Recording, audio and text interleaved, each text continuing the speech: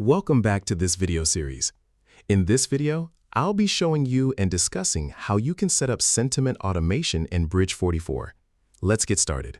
Note that unlike keyword automation, which depends on a keyword to trigger the automation, sentiment automation uses AI to first analyze the comment, then triggers the right DM rule based on what the comment actually means and not keyword.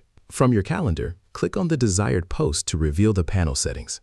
To set up sentiment automation, you should first configure the comment intent settings. Bridge44 AI uses this to analyze comments and to classify comments into different sentiments and intents. You can either go with the default intents or modify as needed. You can also add a custom intent you want Bridge44 to consider when analyzing each comment. Also, to give the AI better context, you may add a short description of what the post is about. Then save the configuration. Next, set up the trigger rules by clicking the Sentiment DM rules. Add new rule by selecting your desired pair of trigger. In this example, I want to trigger an automation for all negative comments with any intent. For this, I want to auto-hide such comments and then send a DM to the commenter.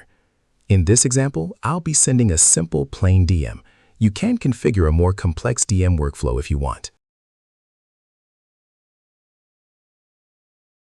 Next, I'll be configuring another trigger rule for comments with any sentiment but with complaint intent. For this, I'll also be sending a plain DM, just to keep things simple in this video. Next, I'll add a couple of texts as public reply.